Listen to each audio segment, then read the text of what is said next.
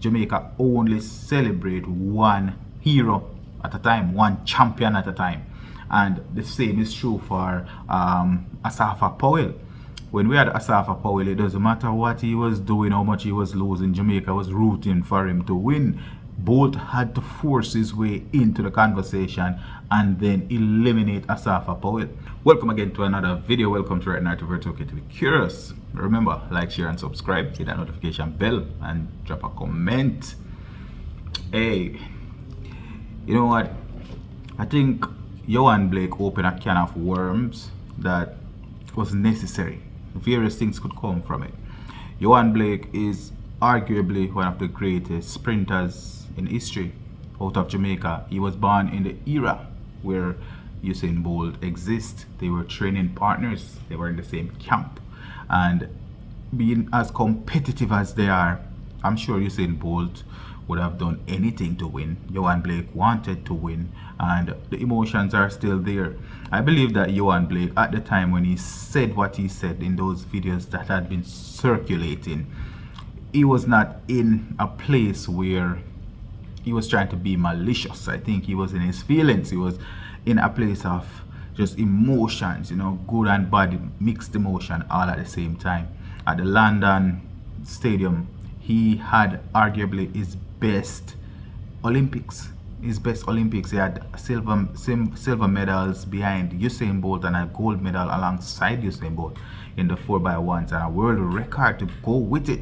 We all know that Yohan Blake is among the greats, but he would have known that he feel like he's as good as Usain Bolt, and he should have picked up the flag after Usain Bolt put it down. Pick up the torch, and he should have walked with it, but injury prevented that. He knows what could have been, should have been, and you know, you can just imagine if it was not in the same camp where Usain Bolt was, it might have been a different story. I believe if he was in a different space, he's arguably a better athlete than Gatlin in terms of talent and hard work. We saw the result, but the two guys were in the same camp. It's very difficult for you to be competing against this person when he's definitely the marquee athlete. He's the symbol of greatness for the country. He's on a quest to do something that was never done before, and the coach was a part of that. The coach co-signed it, so you know that the coach was focusing on the star athlete. It's just how it turned out, and maybe he knows something that we don't. And do you think Usain Bolt knows something that we don't? Did he speak to him a certain way? Did he just treat him a certain way? Who knows? You know, it's just that it's not your turn, wait your turn. That's pretty much what it is. And I don't believe that people who are competitive at nature want to wait their turn. They want to take it from you. That's what it is. The only problem is that Yohan Blake is talking about it. He's saying that he's talking about how he feels, and it can be interpreted however, I don't want to say misinterpreted. It can be interpreted, and this is a perfect example to all the athletes that they should, not just athletes, anybody in a public figure kind of personality, they need to know what they're saying and know when to say it. And when you see a camera, you don't talk, because just imagine any of these athletes saying anything right now and it get picked up by social media. Everybody in social media would be having a field day, and the people in social media and who is consuming it and creating it, the contents, they will be having a field day at the athletes' expense. The athletes will have to choose what to say, when to say it. We saw Noah and Junel trend last week, and we started out the week with Yohan Blake trending. It's an unfortunate situation where we are having discussions around these people's lives, even though we are not doing what they're doing. We don't know what it takes to do what they're doing. We just talk about it. Some of us we're laughing, some of us we're criticizing. It's really just how it is.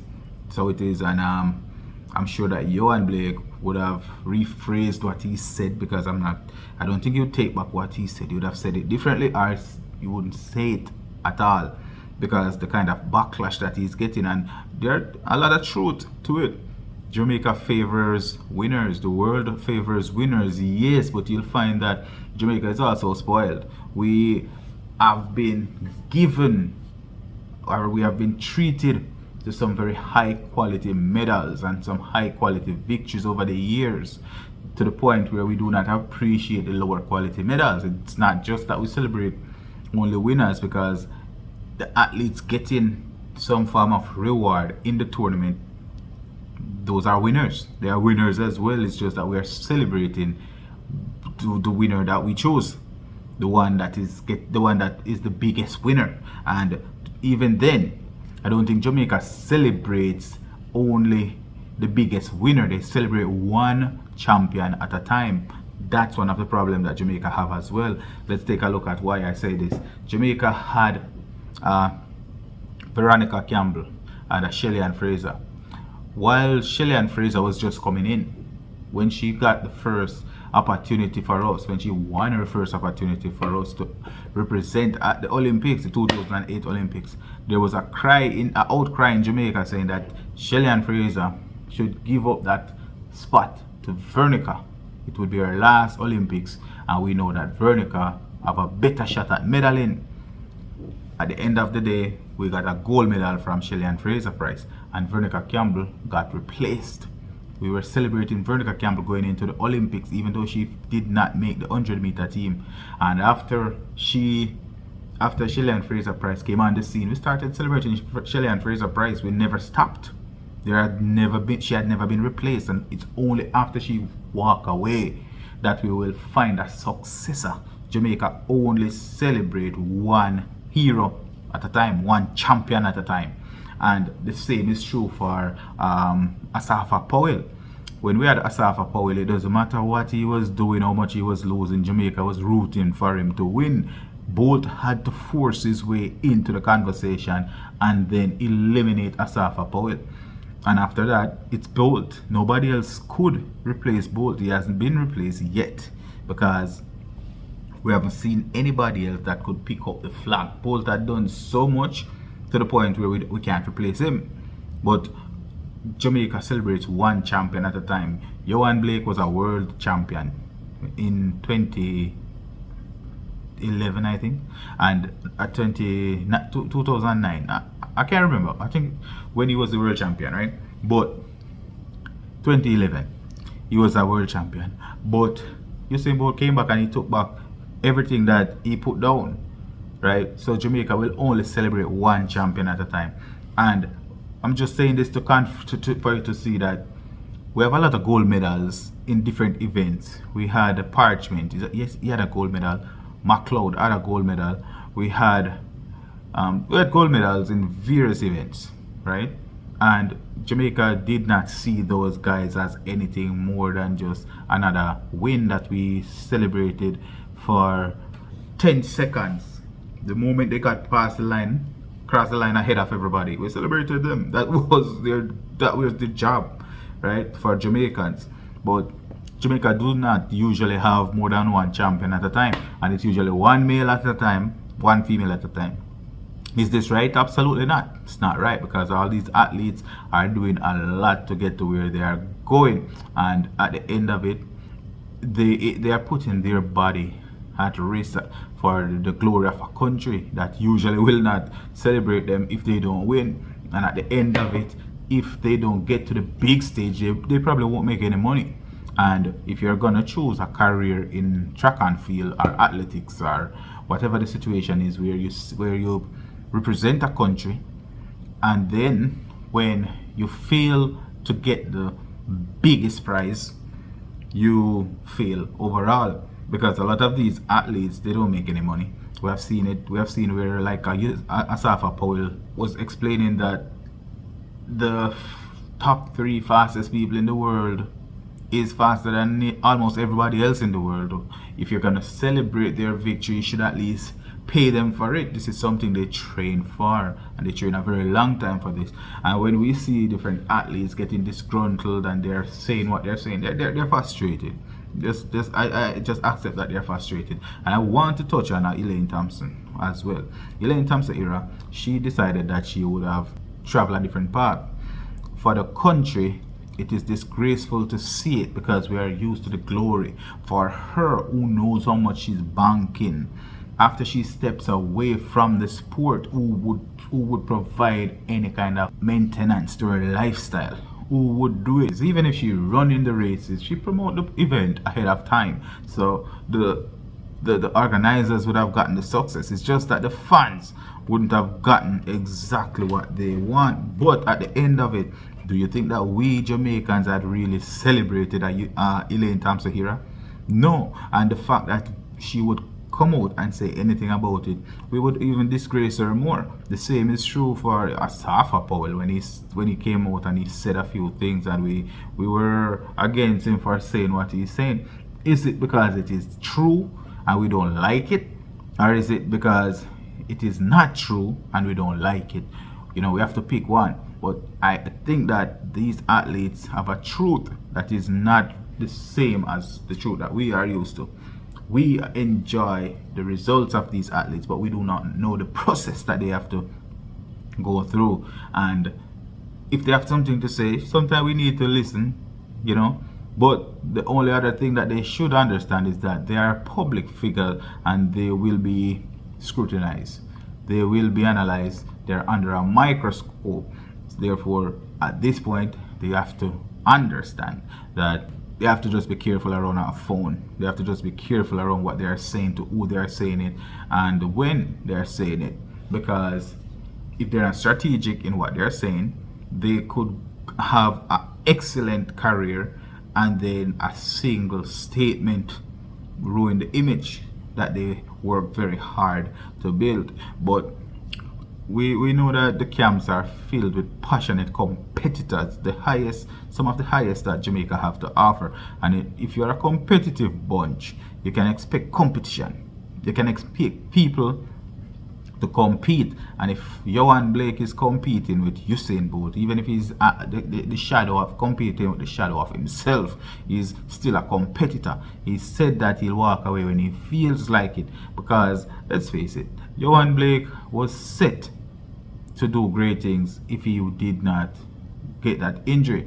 And we at some point we should be empathetic towards what they are saying, because that brings some glory, and the country usually doesn't recognize the athletes for their glory. There are times when a single event happened in a single day and it impacted the athletes for a very long time. Case in point, Nayoka Clunes, Jamaica failed her, right?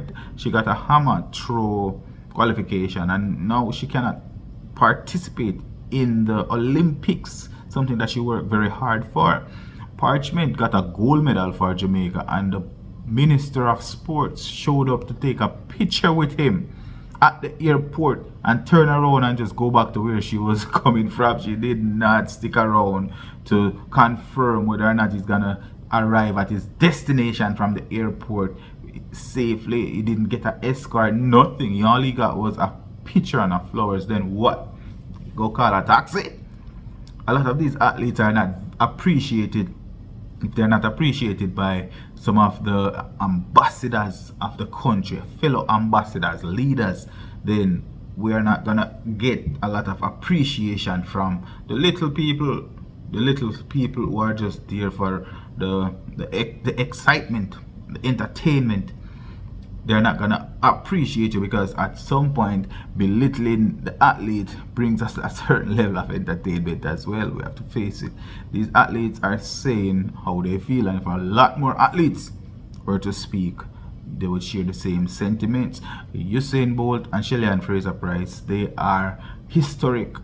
They are in the ESPN top 100 athletes for the 21st century. This is no joke level where these athletes are. Therefore, they can enjoy the fruits of their labor. They can enjoy the greatness, and different athletes who know their capabilities and their potential, and potentially had been propped up to be great and are stifled a bit.